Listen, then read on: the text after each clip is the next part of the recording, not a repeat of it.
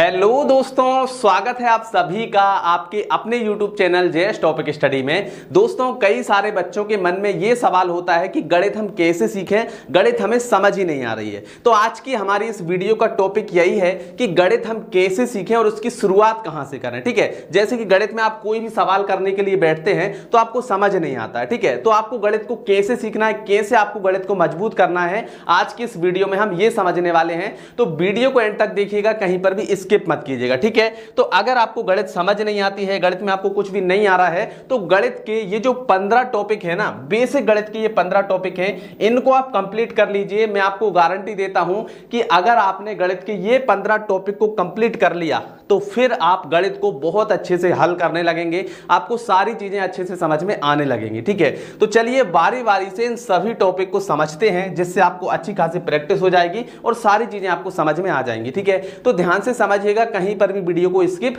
मत कीजिएगा। ठीक, चलिए तो हमारा जो पहला टॉपिक है भिन्न, सबसे पहले इसको समझते हैं, फिर इसके बाद में सभी टॉपिक को हम धीरे धीरे करके समझेंगे। ठीक है, चलिए तो हमारा जो पहला टॉपिक है भिन्न। ठीक है, तो भिन्न होता क्या है, सबसे पहले तो हमें यही पता होना चाहिए कि भिन्न होता क्या है और इसको हम कैसे हल कर सकते हैं। ठीक है, तो देखिए कोई भी संख्या जब बटे के रूप में होती है, जैसे कि हमने लिखा 2/3, ठीक है, 4/5, 3/7, तो ये क्या है, भिन्न है। ठीक है, जैसे कि कोई भी संख्या अगर भिन्न के रूप में यानी बटे के रूप में लिखी होती है तो उसको हम बोलते हैं भिन्न। ठीक है, अब ये तो हो गई भिन्न। अब भिन्न के कुछ पार्ट्स भी होते हैं, उनको भी हमें समझना होगा। जैसे कि हमने लिखा 2/3, तो ऊपर वाली जो संख्या होती है ना, इसको हम बोलते हैं अंश। ठीक है, ऊपर वाली जो संख्या इसको हम बोलेंगे क्या, अंश बोलेंगे।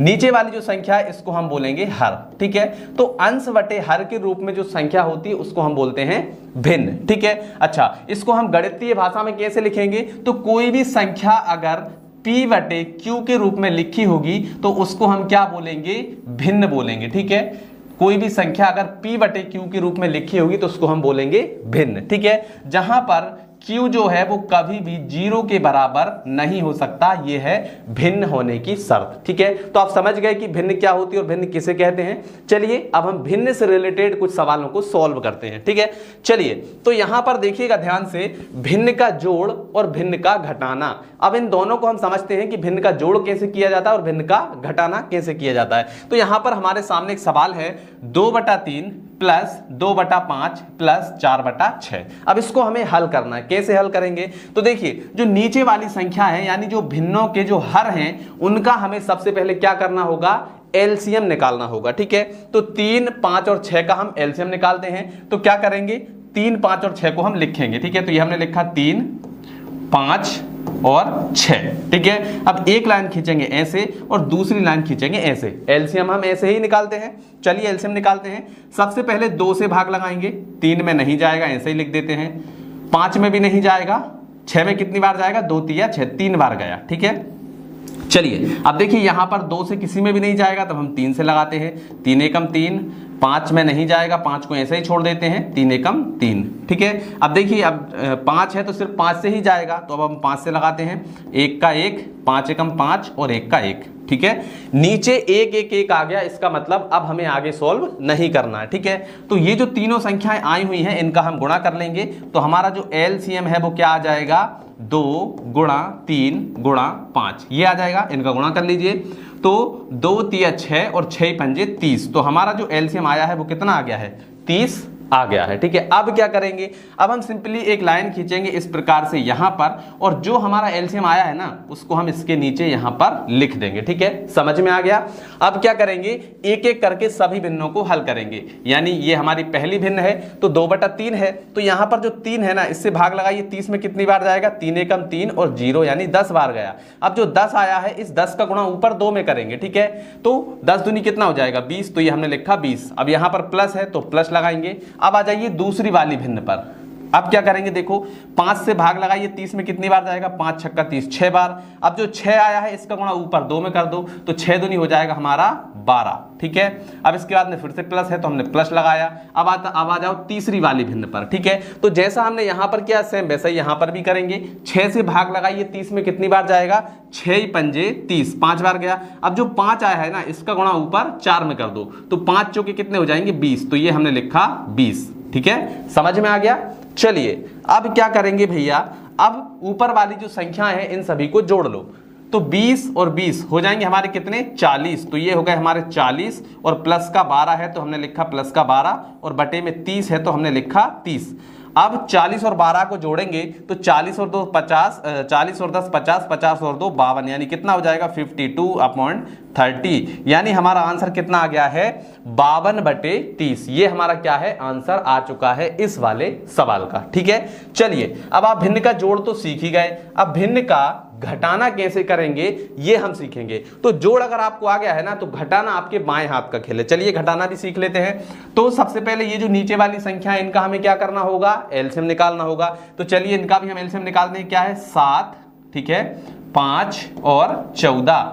सबसे पहले एक लाइन खींचेंगे ऐसे, दूसरी लाइन खींचेंगे ऐसे। ठीक है, सबसे पहले 2 से भाग लगाइए, 7 में नहीं जाएगा, 7 को ऐसे ही छोड़ दो, 5 में भी नहीं जाएगा, 14 में कितनी बार जाएगा, 2 7 14। ठीक है, अब देखिए इसके बाद में हम लगाते हैं 5 से, तो 7 में नहीं जाएगा, 5 एकम 5 और 7 में फिर से नहीं जाएगा तो 7 का 7। ठीक है, अब सिर्फ 7 से ही जाएगा, 7 से लगाते हैं, 7 एकम 7, 1 का 1 और 7 एकम 7। ठीक है, अब ये जो संख्या आई हुई है इनका हम क्या करेंगे, गुणा करेंगे। ठीक है ना, तो ये हमारा एलसीएम आ जाएगा, एलसीएम बराबर इन तीनों का गुणा कर लो, तो 2 गुणा 5 गुणा 7। ठीक है, इन तीनों का गुणा कर दो तो 2 पंजे 10, 10 7 70, कितना आ गया 70। या फिर ऐसे भी कर सकते हैं 5 7 35, 35 दूनी 70। तो हमारा एलसीएम कितना आ गया है 70। ठीक है, अब एक लाइन खींचेंगे, जैसा हमने सेम इस सवाल में किया था सेम वैसा यहां पर करेंगे। जो हमारा एलसीएम आया है 70 उसको इसके नीचे लिखेंगे। ठीक है, अब पहली वाली भिन्न को सॉल्व करिए, 7 से भाग लगाइए, 70 में कितनी बार जाएगा, 7 धाम 70 10 बार।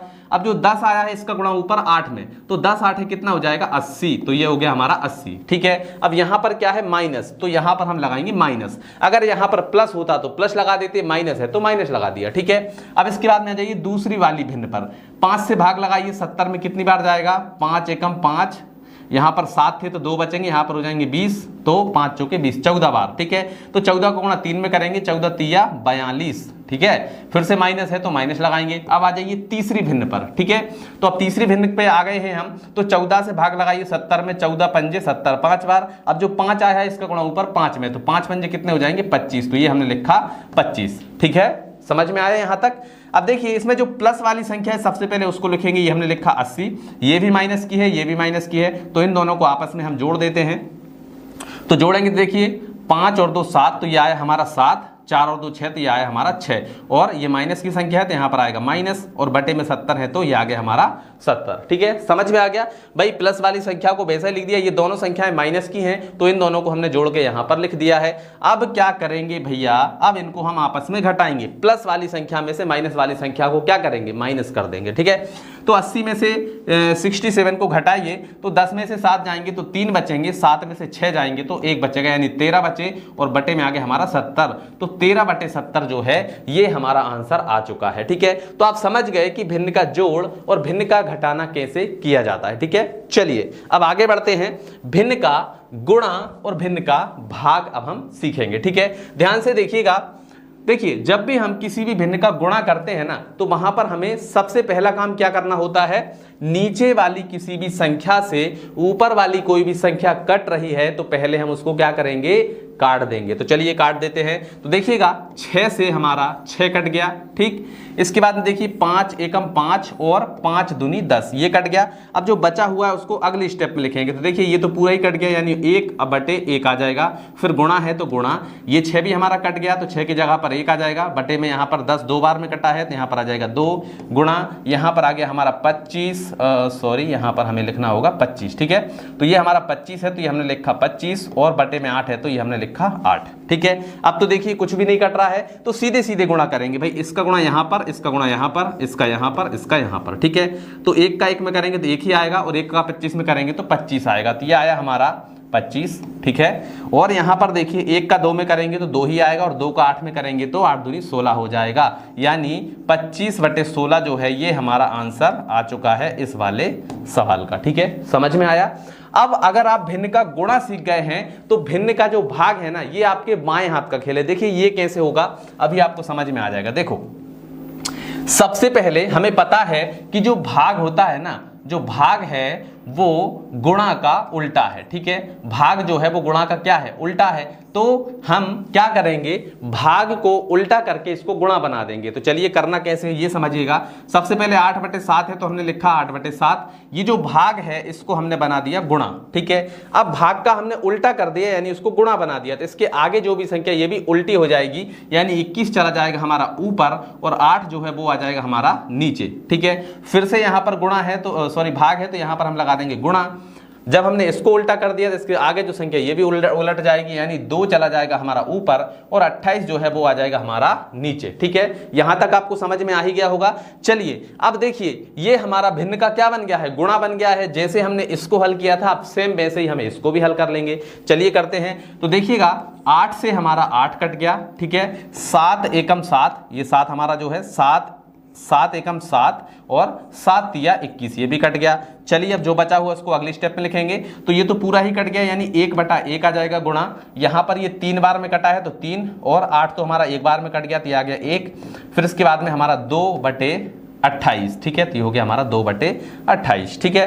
अब 2 से चाहे तो हम इसको काट सकते हैं। तो देखिए 2 एकम 2 और यहाँ पर 2 एकम 2 और 2 चौके 8, 14 बार में कट गया। अब क्या क्या बचा है उसको हम डायरेक्टली गुणा करके लिखेंगे। तो देखिए 3 एकम 3 और यहाँ पर भी एक बचा है 3 एकम 3, यानी ऊपर आ गया हमारा 3 और नीचे सिर्फ क्या बचा है 14। 14 गुणा 1 में करेंगे तो भी 14 ही आएगा, फिर से 1 में करेंगे तो 14 आएगा, यानी 3/14 जो है ये हमारा आंसर आ गया है इस वाले सवाल का, ठीक है। तो समझ में आ गया आपको कि भिन्न का जोड़ घटाना गुणा भाग कैसे किया जाता है, ये चीज आप समझ गए। चलिए हमारा जो अगला कॉन्सेप्ट है उसके ऊपर चलते हैं। अगला कॉन्सेप्ट है हमारा एलसीएम और एचसीएफ, यानी एलसीएम और एचसीएफ अब हम कैसे निकालेंगे इसको समझेंगे, ठीक है। ध्यान से देखिएगा हमारा यहां पर सवाल है 25, 40 और 15 का हमें क्या करना है, एलसीएम निकालना है, ठीक है। तो इसको डिटेल में समझ लेते हैं। अभी हमने भिन्न के जोड़ में एलसीएम तो समझ ही लिया, एक बार फिर से समझ लीजिए, यहां पर पूरा फुल डिटेल में हम समझेंगे, ठीक है।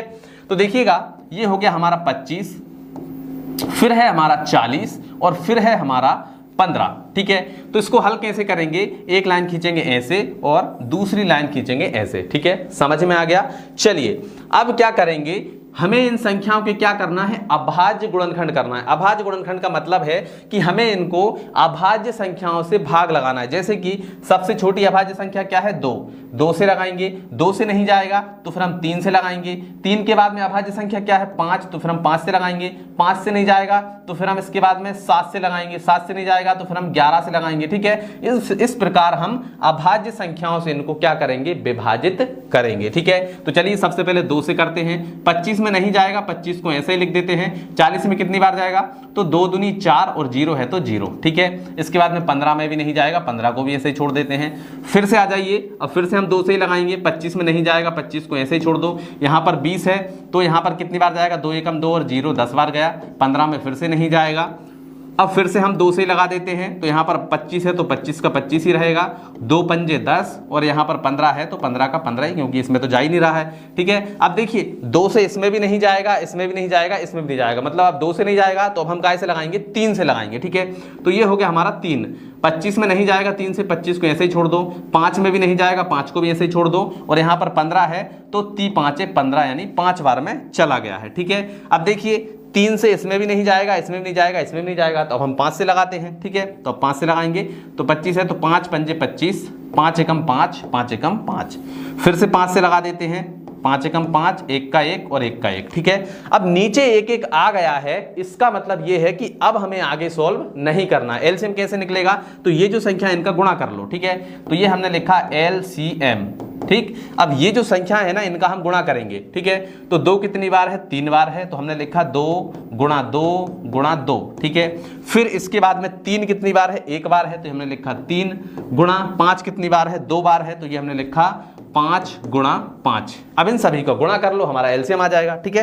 तो ये हमने लिखा एलसीएम बराबर, ठीक है, 2 दूनी 4, 4 दूनी 8, 8 तिया 24। तो ये हो गया हमारा 24 गुणा 25, 5 पंजे कितना हो जाएगा 25, तो ये हमने लिखा 25, ठीक है। इन दोनों का गुणा कर लो तो 25 चौके 100, 100 की 0 हासिल आ जाएगा हमारा 10। 25 दूनी 50, 50 और 10 कितने हो जाएंगे 60, ठीक है।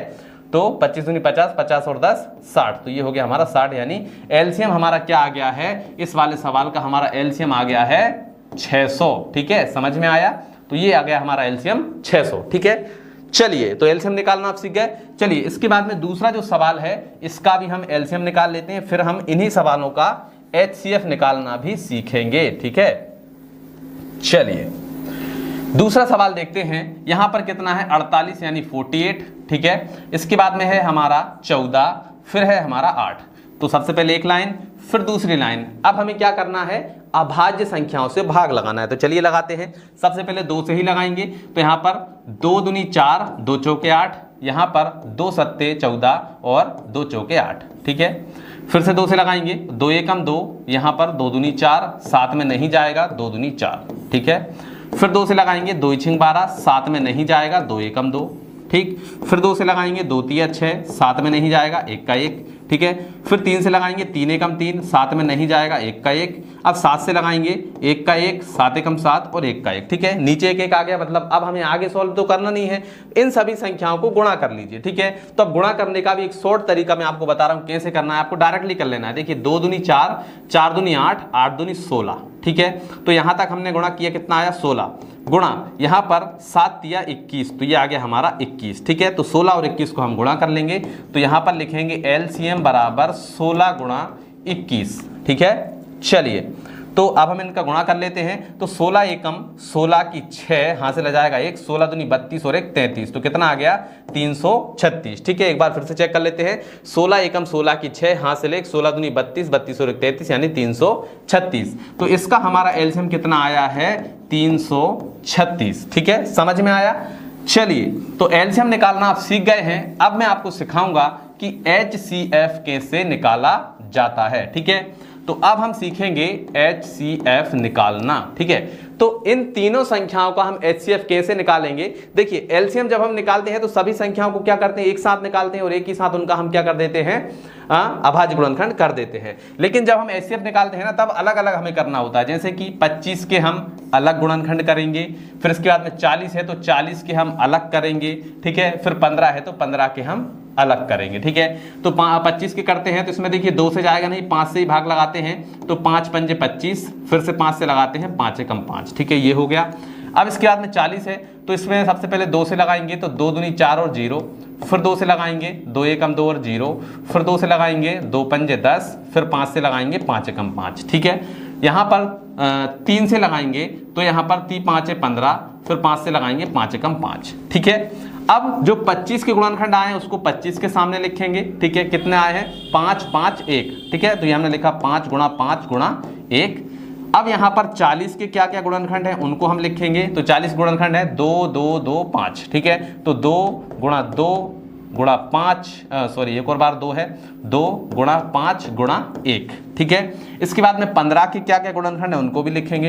तो 3 5 और 1। ठीक है, तो ये हमने लिखा 3 गुणा 5 गुणा 1। ठीक है, अब गुणनखंड तो हमने कर लिए हैं। अब हमारा जो एचसीएफ है वो कैसे निकलेगा, तो जो सभी में कॉमन हो वही हमारा एचसीएफ होगा। ठीक है, देखिए ये वाला जो 5 है यहां पर भी है, इसमें भी है 5 और 5 इसमें भी है। ठीक है, मतलब हमारा 5 जो है ये तीनों में है, तो एक हमारा यहाँ से 5 बाहर निकल आया। ठीक है, अब देखिए दूसरा वाला जो 5 है यहाँ पर है लेकिन यहाँ पर नहीं है, यहाँ पर भी नहीं है, मतलब इसको हम नहीं ले सकते। ठीक है, अब हम 2 की बात करें तो 2 देखिए सिर्फ यहाँ पर है लेकिन यहाँ पर नहीं है। ठीक है, तो 2 भी नहीं आएगा। फिर आता है 1, तो ये हमारा 1 है, यहाँ पर भी 1 है और यहाँ पर भी 1 है। 1 तीनों में है तो इसके साथ में गुणा हम कर देंगे 1। तो हमारा जो एचसीएफ है वो कितना आ गया है 5 एकम 5। ठीक है, समझ में आया। तो ये हमने इसका एचसीएफ निकाल लिया, कितना आया 5। यानी हमारा जो पहला सवाल है इसका एचसीएफ हमारा कितना आ गया है 5 आ गया है। ठीक है, समझ में आया एचसीएफ निकालने का तरीका। चलिए अब मैं आपको दूसरा वाला जो सवाल है इसका भी एचसीएफ निकालना बता देता हूं। ठीक है, दूसरा सवाल है, इसको भी ऐसे ही करेंगे।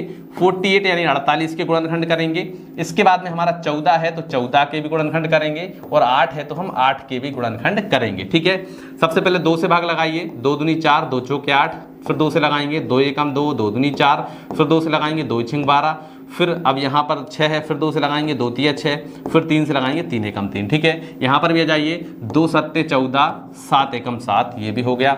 यहाँ पर लगाते हैं 2 चौके 8, इसके बाद में 2 दूनी 4, 2 एकम 2। ठीक है, लगा दिया। अब सभी के गुणनखंड लिख लो। 48 के गुणनखंड क्या क्या आए हैं? 2 2 2 2 3, ठीक है, 2 गुणा 2 गुणा 2 गुणा 2 गुणा 3, ठीक है। इसके बाद में 14 है, तो 14 के गुणनखंड क्या क्या आए हैं? 2 गुणा 7, इसके साथ में 1 को भी लिख सकते हैं, ठीक है। इसके बाद में आता है 2 2 2, ठीक है, 3 बार 2 है, तो हमारे 8 के जो गुणनखंड है वो कितने आए हैं? 2 गुणा 2 गुणा 2 गुणा 1, ठीक है। अब जो सभी में कॉमन होगा वही हमारा HCF होगा, ठीक है ना। तो देखिए 2 यहाँ पर भी है, 2 यहाँ पर भी है, 2 यहाँ पर भी है, ठीक है। अब दूसरा वाला 2 यहाँ पर है लेकिन यहाँ पर नहीं है, तो इस 2 को भी नहीं ले सकते, मतलब अब 2 हमारा हम ले ही नहीं सकते हैं, ठीक है ना।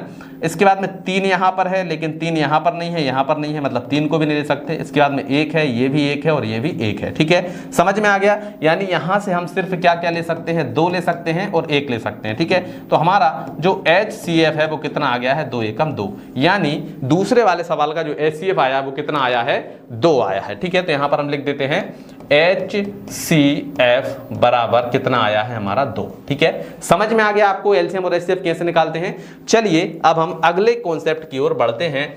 अगला कॉन्सेप्ट है परसेंटेज, यानी प्रतिशत कैसे निकालते हैं, ठीक है। तो प्रतिशत निकालने का बहुत ही शानदार तरीका बता रहा हूं, ध्यान से समझिएगा। तो सबसे पहले देखिए, प्रतिशत का जो चिन्ह होता है ना, वो चिन्ह में ही सारी चीजें छुपी होती हैं, ठीक है। जैसे कि प्रतिशत का अगर हम चिन्ह की बात करें तो परसेंटेज का जो चिन्ह है वो कुछ इस प्रकार का होता है, ठीक है। अब ये जो चिन्ह है ना, इस चिन्ह का मतलब होता है 1/100, ठीक है। 1/100 जो है इस चिन्ह का मतलब होता है। बस यही हमें याद रखना है कि परसेंटेज का जो चिन्ह है इसका मतलब होता है 1/100। इसी से हमारे सारे सवाल सॉल्व होते हैं। देखिए कैसे होंगे, तो यहां पर इसको हटा देता हूं, डायरेक्टली यहां पर हम एक चीज लिख देते हैं कि परसेंटेज का जो चिन्ह है उसका मतलब है 1/100, ठीक है। ये चीज हमें याद रखना है। अब देखिए पहला सवाल हम करेंगे, जैसे कि यहां पर लिखा हुआ है 625 का 10%, 625 का 10% हमें निकालना है, ठीक है। तो सबसे पहले तो भाई लिखेंगे 625, ठीक। का जहां पर भी लिखा हो परसेंटेज के सवाल में, का जहां पर भी लिखा हो वहां पर आपको गुणा लगा देना है, ठीक है। तो ये जो का है यहां पर हम लगाएंगे गुणा, यहां पर है 10 तो हमने लिखा 10, फिर गुणा। ये जो परसेंटेज है इसका मतलब मैंने आपको बताया था क्या है? 1/100, तो यहां पर हम लिख देंगे 1/100, ठीक है। समझ में आ गया? अब इसको सोल्व कर लो, आंसर आ जाएगा। तो देखिए 0 से हमारी 0 कट गई, ठीक है। अब 10 से इसमें भाग लगा दो, ठीक है, या फिर सीधे सीधे हम थोड़ा सा इसको सिंपल बनाकर हल करते हैं। ये देखिए 625 है, ठीक है।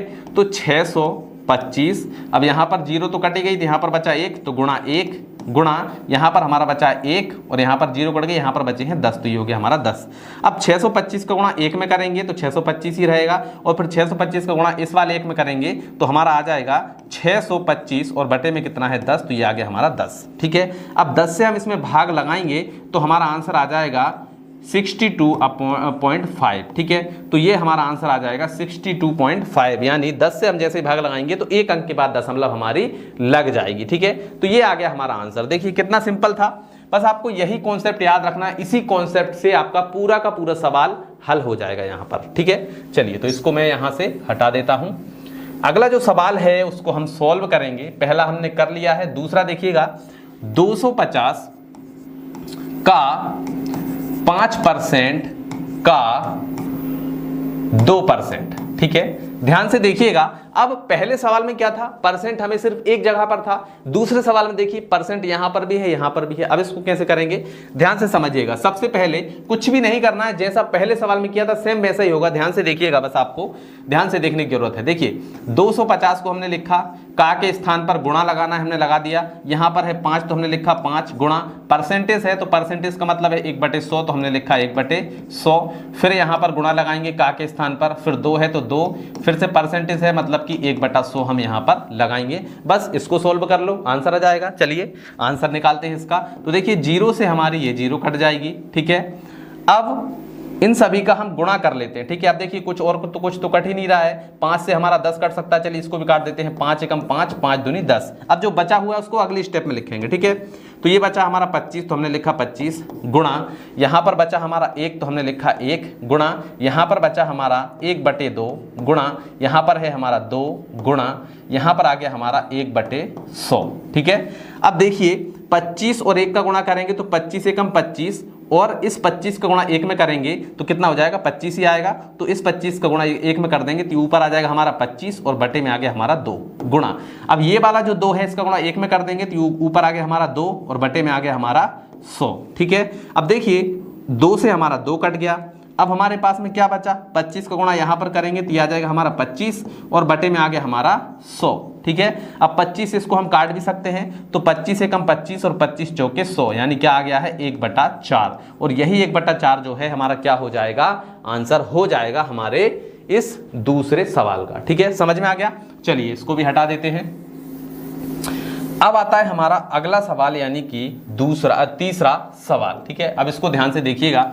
यहां पर दिया गया है 30% का भिन्न रूप। ठीक है, 30% का हमें क्या करना है, भिन्न रूप निकाल कर दिखाना है। मतलब कि अभी तो ये परसेंटेज में लिखा हुआ है, अब हमें इसको भिन्न में बदलना है, भिन्न के रूप में लिखना है। ठीक है, तो कुछ भी नहीं करना है, सिंपली जैसा सवाल बोल रहा है वैसे वैसे करते जाना है। यहाँ पर क्या है 30, तो ये हमने लिखा 30 गुणा परसेंटेज का मतलब क्या है 1/100, तो ये हमने लिखा 1/100। ठीक है, बस इसको सॉल्व कर लो। तो यहाँ पर देखिए 0 से हमारे 0 कट जाएगी। अब इसके बाद में ये जो 3 है इसका गुणा 1 में कर दो तो 3 एकम 3 हो जाएगा, तो आ गया हमारा 3 और बटे में कितना है 10।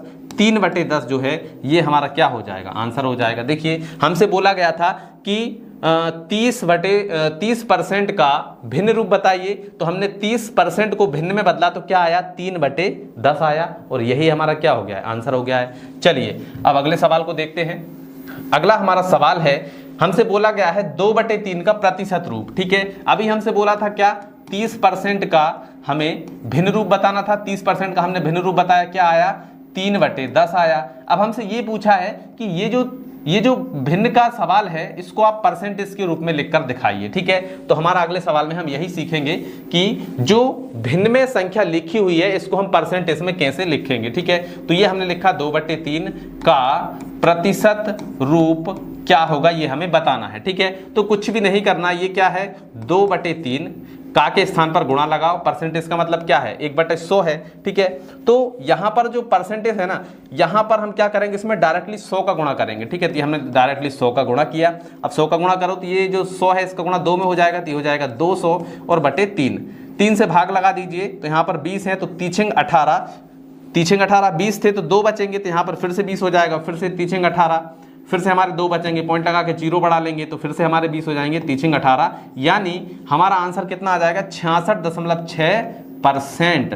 तो ये हमारा क्या हो गया है, आंसर आ गया है इस वाले सवाल का। देखिए कितना सिंपल था। चलिए अब इसको भी हम यहाँ से हटाते हैं और अगले सवाल को देखते हैं। हमने इसको भी कर लिया। अब आता है हमारा 15% का 15% क्या होगा। ठीक है, अब यहां पर देखिए सवाल हमें कैसा दिया गया था, जैसे कि 625 का 10% बताइए, लेकिन यहां पर हमसे बोला गया है कि 15% का ही 15% बताइए, मतलब परसेंटेज का परसेंट हमें निकालना है। ठीक है, तो ध्यान से देखिए ये हो गया हमारा 15% का 15% हमें निकालना है। तो यहां पर आपको डरने की जरूरत नहीं है, बहुत सिंपल है। जो यहां पर जो तरीका बताया उस तरीके को आपको अप्लाई करना है। तो ये हो गया 15%, तो ये हमने लिखा 15 गुणा परसेंट का मतलब है 1/100, का के स्थान पर गुणा लगाएंगे, फिर से 15 है तो ये हमने लिखा 15 गुणा परसेंट है तो परसेंट का मतलब है 1/100। ठीक है, अब देखिए ये जो 15 है इसका गुणा ऊपर 1 में कर दो तो ये हो जाएगा हमारा 15/100। ठीक है, गुणा यहाँ पर जो 15 इसको गुणा 1 में कर दो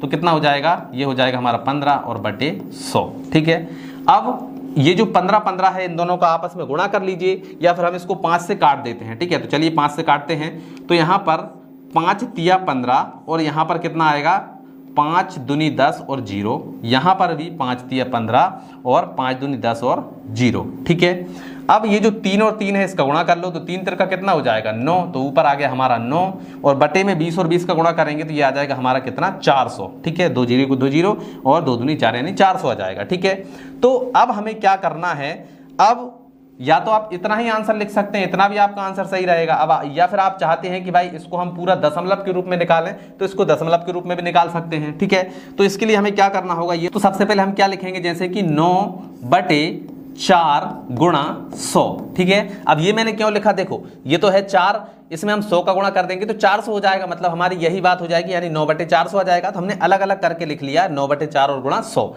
ठीक है, अब 4 से भाग लगा दीजिए, 4 एकम 4 और यहाँ पर 9 है तो 4 दूनी 8, 9 थे तो 1 बचेगा, तो फिर हम पॉइंट लगा के 0 बढ़ा लेंगे, जो 1 था वो हमारा कितना बन जाएगा 10 बन जाएगा, तो फिर से हमारा हो जाएगा 4 दूनी 8, ठीक है। अब 10 थे तो 8 कट गए, कितने बचे 2, ठीक है, तो पॉइंट से फिर 0 बढ़ जाएगा और फिर वो हो जाएंगे हमारे कितने 20, तो 4 पंजे 20, तो हमारा कितना आ गया है 2.25/100, ठीक है। अब 100 से हम इसमें जैसे ही भाग लगाएंगे तो जो दशमलव है ना, यहाँ पर 2 0 हैं तो हमारे दशमलव जो है वो 2 अंक और आगे खिसक जाएगी, ठीक है, तो यहाँ पर 5 2, ठीक है, दशमलव 2 अंक आगे खिसकेगी, मतलब यहाँ पर दशमलव को इधर भेजेंगे तो यहाँ पर आ गया 2, लेकिन हमें 4 अंकों के बाद दशमलव चाहिए तो यहाँ पर लगाएंगे 0 और दशमलव को लगाएंगे यहाँ पर, तो हमारा आंसर क्या आ जाएगा 0.0225, ये हमारा यहाँ पर आंसर निकल करके आ जाएगा, ठीक है। ये चीज समझ में आ गई। चलिए अब इसको हटाते हैं और हमारा जो अगला लास्ट सवाल है उसको हम हल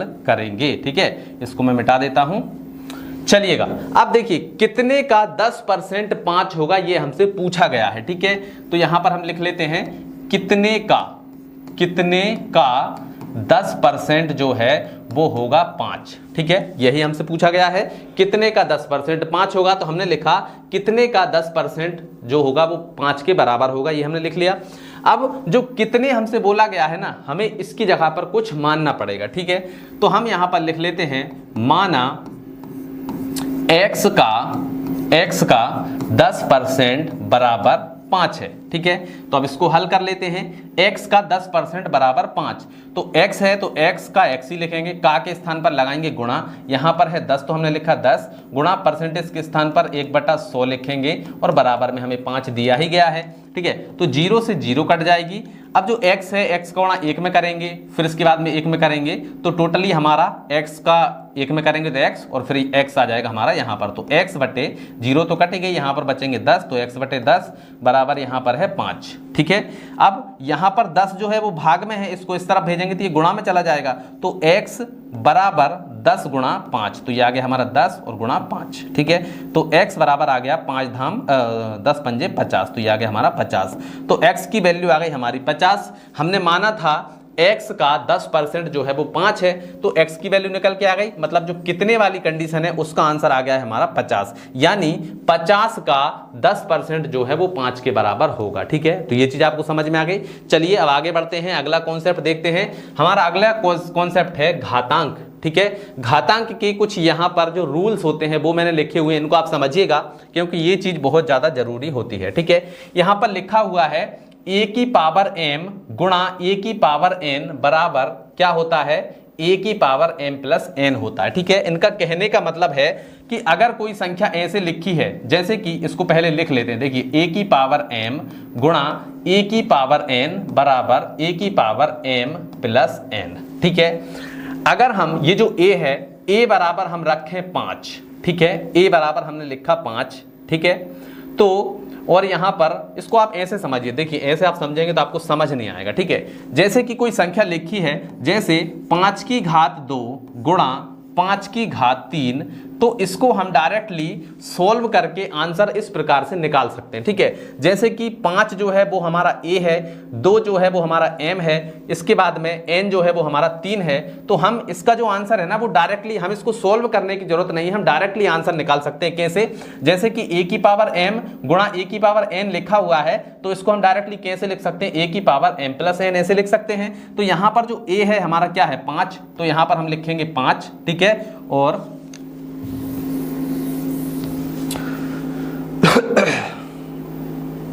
तो जो पहली कंडीशन है इसको आप समझिए, ठीक है। यहां पर लिखा हुआ है a की पावर m गुणा a की पावर n बराबर हमें दिया गया है m प्लस a की पावर m प्लस n, ठीक है। इसका मतलब क्या है वो आप समझिए। देखिए a की पावर m गुणा a की पावर n लिखा हुआ है, तो इसको हम ऐसे लिख सकते हैं, जैसे कि 5 की घात 2 गुणा 5 की घात 3। अगर ऐसे कोई भी सवाल लिखा हुआ है तो हम उसको डायरेक्टली सोल्व करके कैसे लिखेंगे, ध्यान से समझिएगा। देखो इस रूप में हम लिख सकते हैं, जैसे कि a की जगह पर क्या है 5, तो ये हमने लिखा 5 और ऊपर में जो घातें हैं ना इनको जोड़ दो, ठीक है। तो ये आ जाएगा हमारा 2 प्लस 3। अब इसको हम हल करेंगे तो क्या आ जाएगा 5 और 3 और 2 कितने हो जाएंगे 5, यानी 5 की घात 5 हमारा क्या आ जाएगा आंसर हो जाएगा, ठीक है। या फिर आप ऐसे भी समझते हैं कि अगर आधार समान हो और उसकी घातें कुछ भी हो तो उन संख्या को हम गुणा करेंगे ना तो जो घातें हैं वो जुड़ जाएंगी और हमारा आंसर आ जाएगा। ठीक है, ये चीज आप समझ गए। चलिए अब इसको हटाते हैं और अगली कंडीशन को हम समझते हैं। ठीक है, तो अगर कोई भी संख्या इस प्रकार लिखी हुई है a की पावर m भाग a की पावर n बराबर a की पावर m माइनस n। ठीक है, अगर कोई भी संख्या है, कोई भी सेम संख्या है और उसकी घातें अलग अलग हैं, अगर हमें उनका भाग करना है ना तो हम उसको डायरेक्टली इस रूप में लिख करके हल कर सकते हैं। जैसे कि हमने लिखा 3 की घात 2 भाग 3 की घात 5। ठीक है, इस प्रकार से अगर लिखा हुआ है तो हम उसको डायरेक्टली ऐसे लिख सकते हैं 3 और घात जो है वो माइनस में आ जाएगी। ये तो हमारा आधार है यानी 3 हमने लिखा। ठीक है, और घात जो है वो माइनस में हो जाएगी यानी 2 माइनस 5। तो हमारा आंसर कितना आ जाएगा, 3 की घात 2 में से 5 जाएंगे तो कितना बचेगा, माइनस के 3 बचेंगे। तो हमारा आंसर आ जाएगा 3 की घात माइनस 3। इस प्रकार से हम इसको लिख सकते हैं। ठीक है, समझ में आया। चलिए अब इसको भी हटाते हैं और अगले वाले को समझते हैं। अगली कंडीशन क्या है, अगर घात के ऊपर घात लगी हुई है तो उसको हम कैसे करेंगे। ठीक है, जैसे कि कोई सवाल यहां पर लिखा हुआ है a की घात m, फिर इसके ऊपर भी कोई घात लगी हुई है n, तो बराबर में हम उसको लिख सकते हैं a की पावर m गुणा n। इस प्रकार से हम उसको लिख सकते हैं। इसको एग्जाम्पल से समझिए, जैसे कि कोई संख्या है 5, ठीक है, इसके ऊपर घात लगी हुई है 3, फिर इसके ऊपर भी घात लगी हुई है 2, तो हमें इसको ज्यादा उलझने की जरूरत नहीं है, डायरेक्टली हम इसको लिख सकते हैं 5 की घात 3 गुणा 2। तो हमारा आंसर क्या आ जाएगा, 5 की घात 3 दूनी 6, यानी आंसर हमारा आ जाएगा 5 की घात 6। ठीक है, समझ में आया। चलिए अब इसको भी हटा देते हैं और अगले कॉन्सेप्ट को अब हम समझते हैं। ठीक है, अगला है हमारा a की पावर m गुणा b की पावर m। ठीक है, जैसे कि a की पावर m गुणा b की पावर m बराबर a इंटू बी की पावर m। अब इसको समझिए, ये हमसे क्या बोल रहा है कि दो अलग अलग संख्याएं हैं, जैसे कि 3 की घात 2 गुणा 4 की घात 2, मतलब दो अलग अलग संख्याएं हैं। ठीक है, लेकिन उनकी घात जो है वो सेम है, तो हम उनको इस प्रकार से लिख सकते हैं, जैसे कि 3 गुणा 4 और इसकी घात दोनों की क्या है, 2 है, तो हम दोनों की घात एक साथ यहां पर इस प्रकार से लगा सकते हैं। ठीक है, तो यहां पर हमारा आंसर कितना आ जाएगा, 4 तिया 12, ठीक है, और 12 की घात 2। ठीक, तो ये हमारा क्या हो जाएगा, आंसर हो जाएगा। ठीक है, और लास्ट वाला जो हमारा सबसे शानदार सिचुएशन है उसको समझिएगा। यहां पर हमें दिया गया है a की पावर 0 बराबर 1। ठीक है, अगर कोई भी संख्या है, जैसे कि हमें दिया गया है a की घात 0 बराबर 1 होता है। ठीक है, मतलब कोई भी संख्या है, दुनिया की कोई भी संख्या है, अगर उसकी घात 0 है तो उसका आंसर हमेशा क्या आएगा, 1 आएगा। ठीक है, जैसे कि मैं लिखूं 5 की घात 0, इसका मान भी 1 होगा। ठीक है, अगर मैं लिखूं 1000 की घात 0 तो इसका मान भी 1 होगा। अगर मैं लिखूं 235 की घात 0 तो इसका मान भी 1 होगा। ठीक है, तो ये चीज आपको याद रखना। चलिए अगले कॉन्सेप्ट पर चलते हैं। अगला कॉन्सेप्ट है हमारा बोर्ड मास रूल। ठीक है, ये अगर आपको नहीं आता है तो आप जैसे जैसे आपकी कक्षा आगे बढ़ेगी, जैसे जैसे आप बड़ी क्लास में पहुंचेंगे ना, तो ये चीज आपको बहुत ज्यादा परेशान करेगी।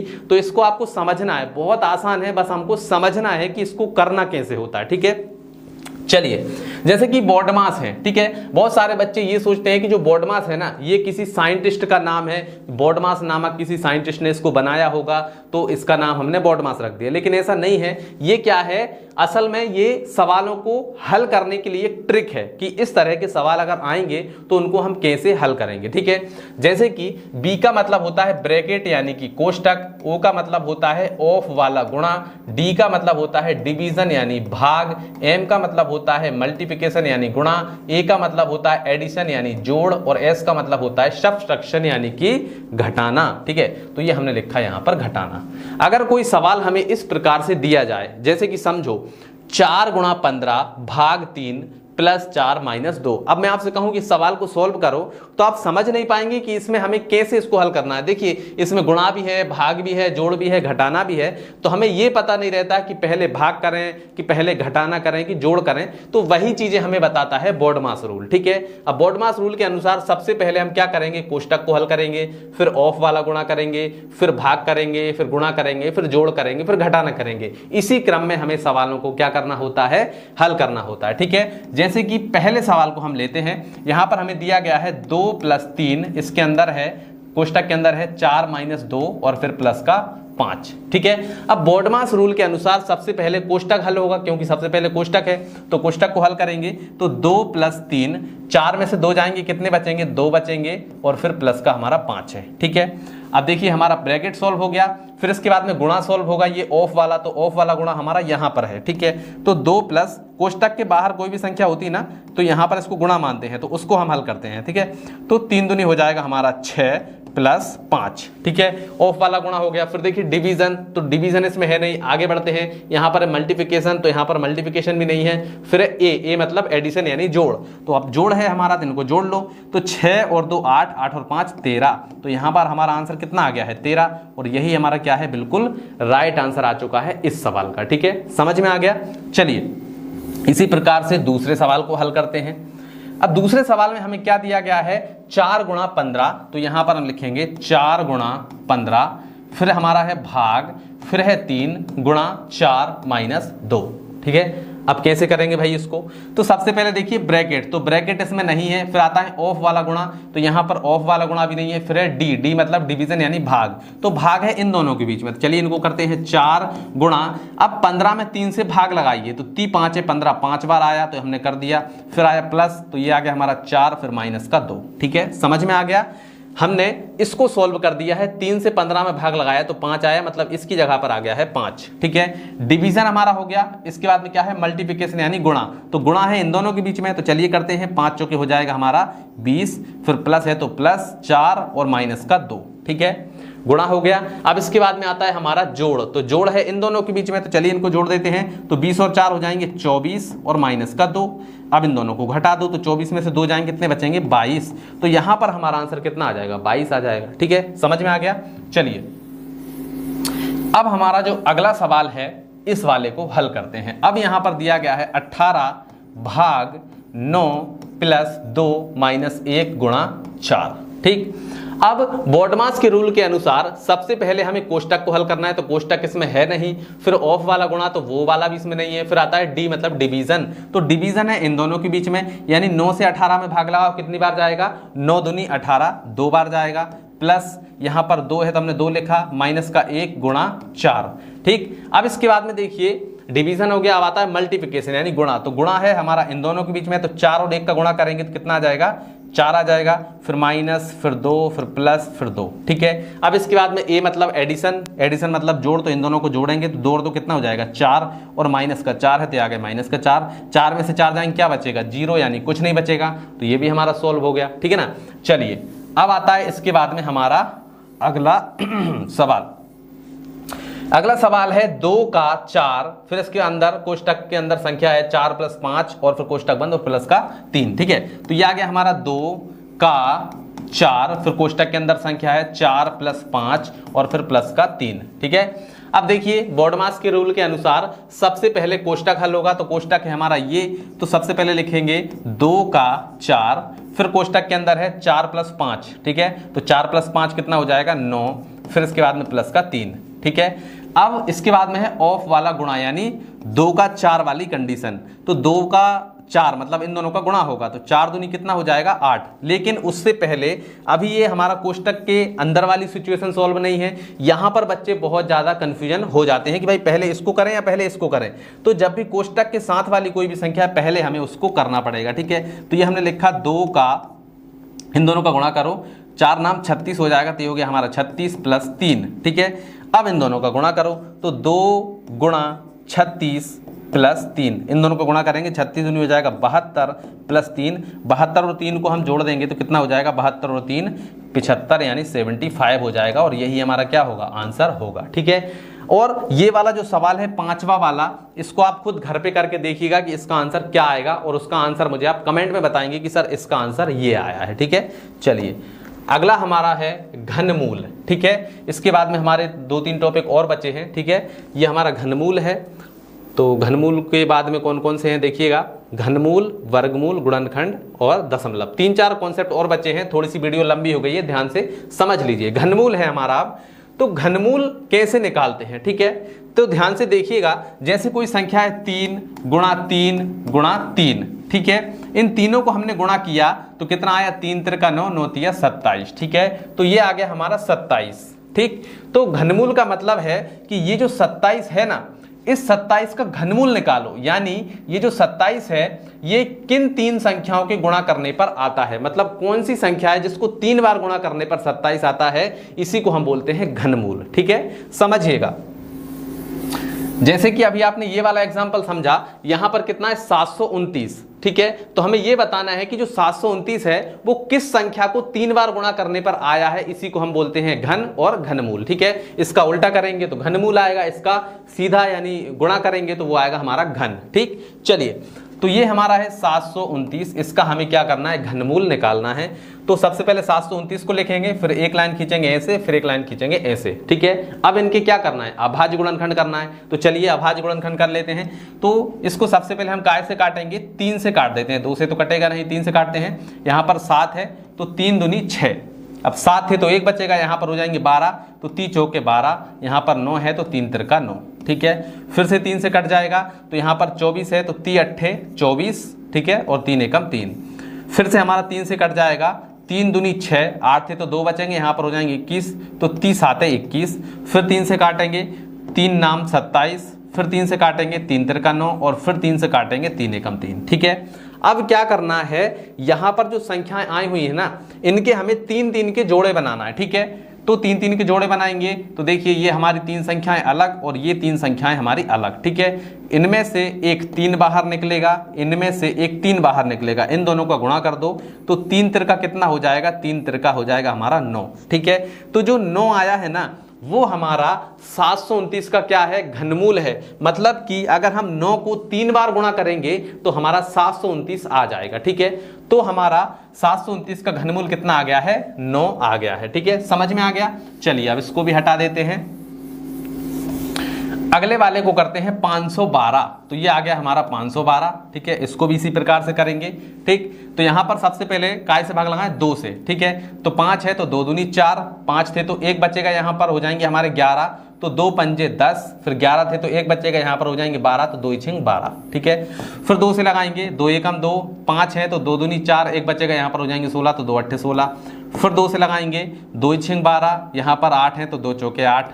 ठीक है, फिर 2 से लगाएंगे, 2 तिया 6, यहाँ पर 4 है तो 2 दूनी 4, फिर 2 से लगाएंगे, 2 एकम 2, 1 बचेगा, 2 छिंग 12, फिर 2 से लगाएंगे, 2 अट्ठे 16, फिर 2 से लगाएंगे, 2 चौके 8, फिर 2 से लगाएंगे, 2 दूनी 4। ठीक है, और फिर 2 से लगाएंगे, 2 एकम 2। ठीक है, तो इसमें भी हम क्या करेंगे, ध्यान से देखिएगा, इसमें भी हम 3-3 के जोड़े बनाएंगे। तो एक जोड़ा हमारा ये बन गया, दूसरा जोड़ा हमारा ये बन गया, और तीसरा जोड़ा हमारा ये बन गया। इन सभी में से एक एक संख्या बाहर निकालते हैं, यहां से 2 बाहर निकलेगा, यहां से 2 बाहर निकलेगा, और यहां से 2 बाहर निकलेगा। ठीक है, अब इन तीनों को हमें क्या कर लेना है, गुणा कर लेना है। ठीक है, इन तीनों को क्या करेंगे, गुणा करेंगे।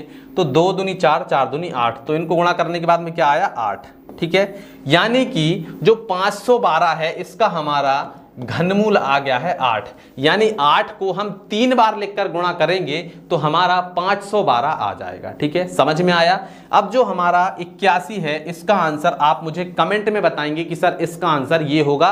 अब हम चलते हैं अगले कॉन्सेप्ट पर, वर्गमूल। ठीक है, तो घनमूल आप समझ गए हैं, तो वर्गमूल भी आपके बाएं हाथ का खेल होगा। ठीक है, चलिए यहां पर हमें दिया गया है 1225। ठीक है, तो 1225 का हमें घनमूल निकालना है। कैसे निकलेगा भैया, यहां पर भी वही करना है जो हमने पिछले सवाल में किया था। ठीक है, ध्यान से देखिएगा, बस थोड़ा सा अंतर है इसमें। 5 से भाग लगाएंगे, सबसे पहले चेक करते हैं क्या 3 से जाएगा इसमें, 5 और 2 7, 7 और 2 9 और 1 10, 5 से नहीं जाएगा, सॉरी 3 से नहीं जाएगा, तो 5 से लगाते हैं। ठीक है, तो 12 है तो 5 दूनी 10, 2 बचेंगे, यहां पर हो जाएंगे 22, तो 5 चौके 20, 22 थे तो 2 बचेंगे, यहां पर हो जाएंगे 25, तो 5 पंजे 25, फिर 5 से लगाएंगे, यहां पर है 24, तो 5 चौके 20, 4 बचेंगे, 5 नाम 45, अब 7 से लगाएंगे, 7 7 49, फिर 7 से लगाएंगे, 7 एकम 7। ठीक है, अब वहां पर हम क्या कर रहे थे, हम 3-3 के जोड़े बना रहे थे। ठीक है, यहां पर हमें 2-2 के जोड़े बनाना है, यानी एक जोड़ा हमारा ये बन गया, एक जोड़ा हमारा ये बन गया। इसमें से 5 बाहर निकाल लो, इसमें से 7 बाहर निकाल लो, इन दोनों का गुणा कर दो, तो 5 से कितना हो जाएगा, 35। ठीक है, यानी कि ये हमारी जो पहली वाली संख्या है इसका वर्गमूल कितना आ गया है, 35। यानी 35 को अगर हम 2 बार लिखकर गुणा करेंगे तो हमारा 1225 आ जाएगा। ठीक है, इसके बाद में आता है हमारा 144, इसको भी कर लेते हैं।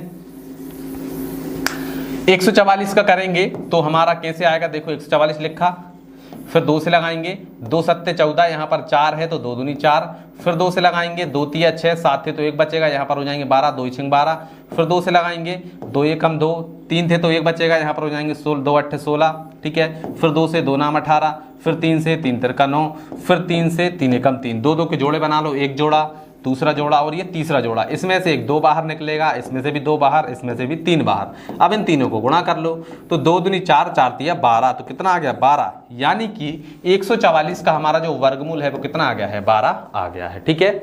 और जो 81 है इसका वर्गमूल आप निकालकर कमेंट में बताइए कि इसका आंसर क्या होगा, ठीक है। क्योंकि वीडियो थोड़ा सा लंबा हो गया इसलिए हम जल्दी जल्दी से इन चीजों को करते हैं, ठीक है। अब आता है हमारा गुणनखंड, ठीक। तो गुणनखंड में मैं आपको एक सवाल करवाऊंगा, दूसरा सवाल आपको खुद करना होगा, क्योंकि मैं आपको कॉन्सेप्ट समझा दूंगा, फिर उसके बाद में एक सवाल आप खुद करके देखिएगा, ठीक है। तो दूसरा वाला जो है इसको करते हैं, पहले वाले को आप करिएगा, ठीक है। तो यहां पर लिखा हुआ है 2x² प्लस 7x प्लस का 6, ठीक। अब इसको करेंगे कैसे भैया, तो ध्यान से देखिएगा, 2x² है तो जब भी x के साथ में कोई संख्या होती है ना तो उसका गुणा हम लास्ट वाले के साथ कर देते हैं, ठीक है। तो 6 दूनी हो जाएगा हमारा 12, 12 को साइड में लिख लिया। अगर यहां पर कुछ नहीं होता है तो हम डायरेक्टली हल करते हैं, अगर यहां पर कोई संख्या है तो उसका गुणा लास्ट वाले के साथ करेंगे और साइड में लिख लेंगे, ठीक है। अब ये जो 12 है ना, इस 12 के हमें ऐसे टुकड़े करना है कि जोड़ने या घटाने पर 7 आए लेकिन गुणा करने पर 12 आना चाहिए, ठीक है। तो जैसे कि हम करते हैं 4 गुणा 3, 4 दिया कितना होता है 12, और यदि हम इनको जोड़ेंगे तो 4 और 3 कितना हो जाएगा 7, यानी कि हमें टुकड़े मिल गए 4 और 3 7, ठीक है। हमें यही करना था कि 12 के हमें ऐसे टुकड़े करना है जिनको जोड़ने या घटाने पर आए हमारा कितना 7 और गुणा करने पर कितना आना चाहिए 12 आना चाहिए, ठीक है। तो यहां पर हमारा यह सिचुएशन सॉल्व हो जाएगी, ठीक है। तो ध्यान से देखिएगा, यह है हमारा 2x² प्लस, हमने ये टुकड़े क्यों किए थे, क्योंकि यहां पर है 7, तो 7 को हम टुकड़े के रूप में हमें लिखना है, तो हम 7 को क्या लिख सकते हैं 4 + 3 लिख सकते हैं, तो हमने लिखा 4 + 3, और यहाँ पर x है तो x और प्लस का 6 है तो हमने लिखा 6, ठीक है। ये चीज समझ में आ गई आपको। चलिए अब क्या करेंगे, ये हो गया हमारा 2x² प्लस, ये वाला जो x है इसका गुणा अंदर कर दो तो ये हो जाएगा हमारा 4x, तो ये हो गया हमारा 4x प्लस x गुणा 3 में करेंगे तो ये हो जाएगा 3x और प्लस का हो जाएगा हमारा 6, ठीक। अब क्या करना है, 2 2 के जोड़े बना लो, एक जोड़ा और ये दूसरा जोड़ा, ठीक है। अब हमें इनमें से कुछ चीजों को कॉमन लेना है, यानी जो दोनों में एक साथ हमें दिख रही है उसको हम बाहर निकालेंगे, ठीक है। तो देखिएगा x तो दोनों में है तो हमने x को बाहर निकाला, ठीक है। अब देखिए 2 यहां पर है तो हमने 2 को भी बाहर निकाला। अब आप कहेंगे सर 2 यहां पर नहीं है, तो 2 इसके साथ है, क्योंकि ये जो 4 है इसको हम क्या लिख सकते हैं 2 गुणा 2 लिख सकते हैं, तो इसमें से एक 2 बाहर आएगा, तो हमने कॉमन ले लिया 2x, ठीक है। तो देखिए यहां पर x² था तो एक x बाहर आ गया, 2 भी बाहर आ गया, तो यहां पर क्या बचेगा सिर्फ x बचेगा, ठीक है। यहां पर x था तो ये बाहर आ गया, यहां पर 4 था, ठीक है, तो 4 में से 1 2 तो बाहर आ गया, तो यहां पर क्या बचेगा सिर्फ 2 बचेगा, यानी प्लस का 2 यहां पर बचा, ठीक है। फिर प्लस, अब 3 से इसमें यहां पर 3 को मना जाएगा तो हमने 3 निकाल लिया।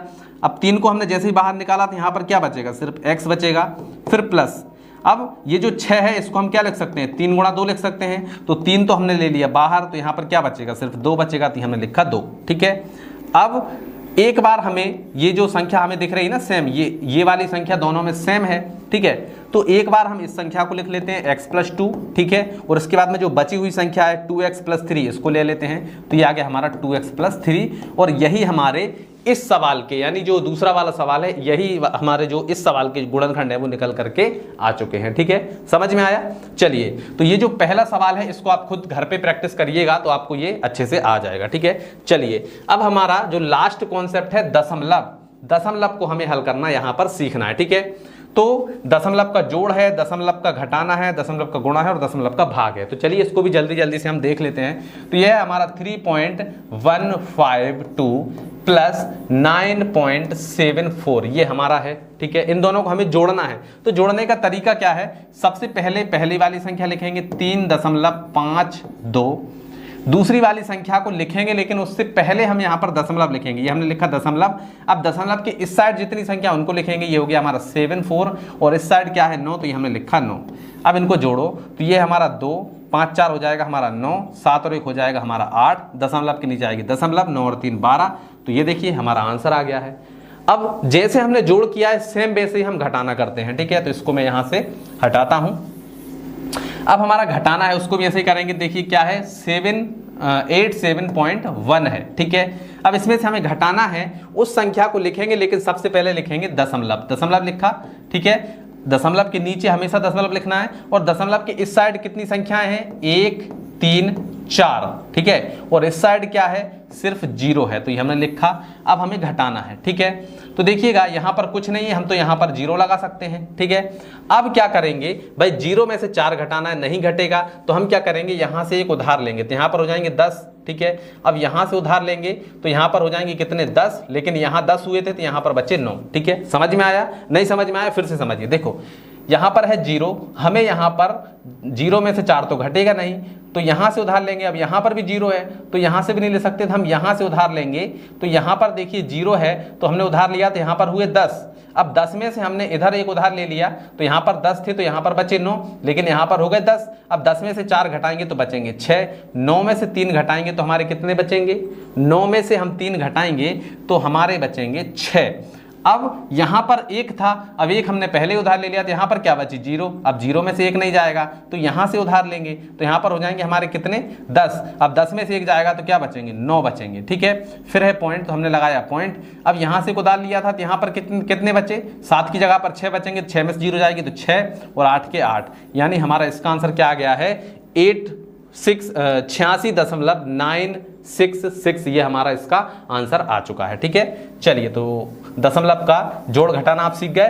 अब चलिए मैं आपको दशमलव का गुणा करना भी सिखा देता हूं, ठीक है। तो ये है हमारा 2.54 मल्टीप्लाई 1.6, ठीक। अब गुणा जैसे हम नॉर्मल संख्या को गुणा करते हैं ना, वैसे ही हमें करना है, ठीक है। तो सबसे पहले 6 का इन सभी में कर लेते हैं। तो 6 चौके 24 की 4 हासिल आएगी 2, 6 पंजे 30, 30 और 2 32, 32 की 2 हासिल हमारा आ गया 3, फिर 6 दूनी 12 और 3 15, तो ये हमने लिखा 15, ठीक है। समझ में आ गया।